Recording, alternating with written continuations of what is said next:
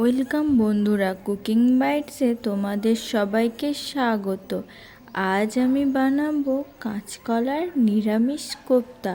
খুবই সুন্দর একটা রেসিপি, তোমরা বাড়িতে ট্রাই করে দেখো, খুবই সুন্দর লাগবে।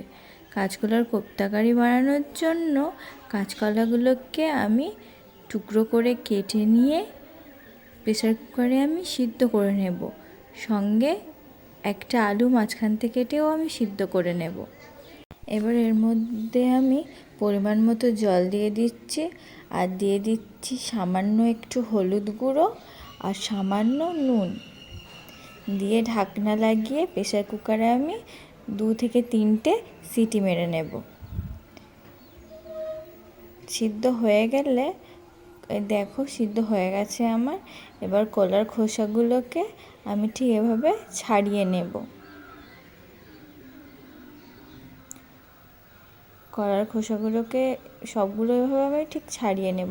ছাড়ানো হয়ে গেলে একটা কাঁটা চামচ দিয়ে এটাকে আমি ম্যাশ করে নেব। বন্ধুরা, আমার এই ভিডিওটা যদি তোমাদের ভালো লেগে থাকে তাহলে লাইক ও সাবস্ক্রাইব করে পাশে থেকো। আলুটাও আমি এর মধ্যে দিয়ে ম্যাশ করে নেব।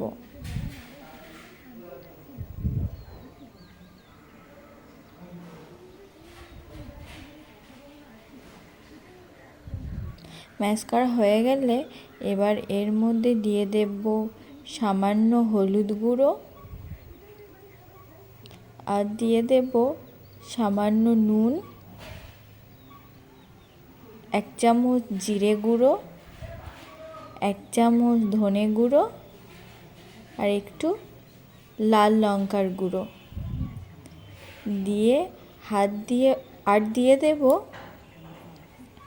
1 চামচ ময়দা বা চালের গুঁড়ো দিয়ে ভালো করে হাত দিয়ে মিশিয়ে নেব। আমার মেশানো হয়ে গেছে। এটাকে আমি এবারে ছোট ছোট বলের আকারে করে নেব। দেখো ঠিক এভাবে আমি এটাকে বানিয়ে নেব। এরকম গোল গোল করে, যেরকম ময়দা বা আটার রুটির জন্য লেচি কাটে ঠিক সেরকমভাবেই আমি এগুলোকে করে নেব। সবগুলো ঠিক এভাবেই আমি করে নেব। করা হয়ে গেলে একটা কড়াই নিয়ে তার মধ্যে পরিমাণ মতো তেল দিয়ে, তেল গরম হলে এর মধ্যে আস্তে আস্তে কোপ্তাগুলোকে আমি ছেড়ে দেব তেলের মধ্যে।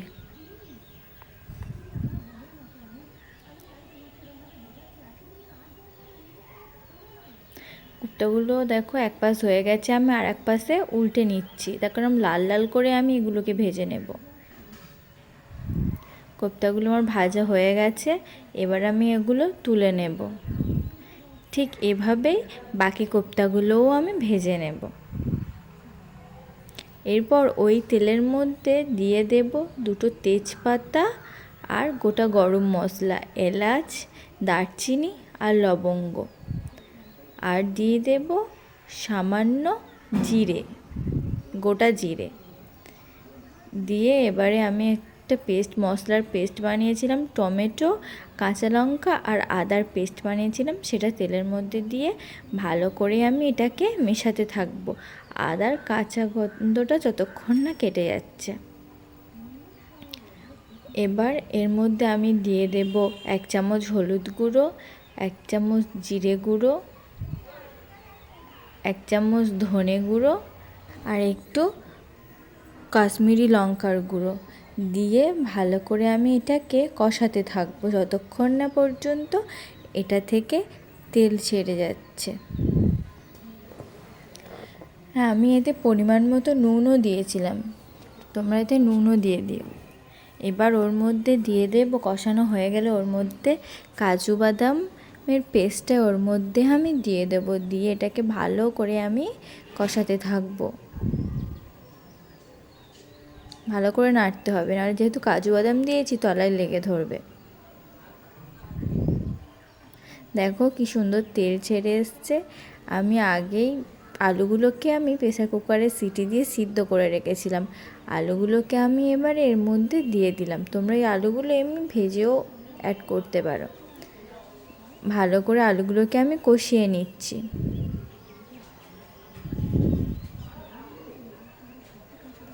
আলুগুলো কষানো হয়ে গেলে এর মধ্যে পরিমাণ মতো জল দিয়ে দেব। কোপ্তাগুলো যেহেতু জল টেনে নেবে, তাই তোমরা তোমাদের পরিমাণ মতোই জল দিও। ফুটে উঠলে এবার ওর মধ্যে আমি সমস্ত ভেজে রাখা কোপ্তা, কাঁচকলার কোপ্তাগুলোকে আমি অ্যাড করে দেব।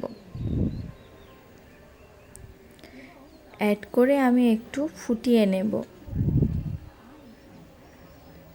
এবার এর মধ্যে দিয়ে দেব সামান্য পরিমাণ কাসৌরি মেথি, এটা তোমরা নাও দিতে পারো। আর দিয়ে দেব সামান্য গরম মশলার গুঁড়ো। আর একটু তোমরা চাইলে ঘি দিয়ে দিতে পারো, আমি ঘি দিলাম না। দিয়ে একটু নাড়িয়ে চাড়িয়ে ফুটিয়ে গ্যাসের ফ্লেমটা বন্ধ করে আমি নামিয়ে নেব। নিরামিষ পদটি খেতে খুবই সুন্দর লাগে, বাড়িতে তোমরা ট্রাই করো কিন্তু। বন্ধুরা, আজ এই পর্যন্ত, আবার আসবো অন্য কোনো রেসিপি নিয়ে। ধন্যবাদ।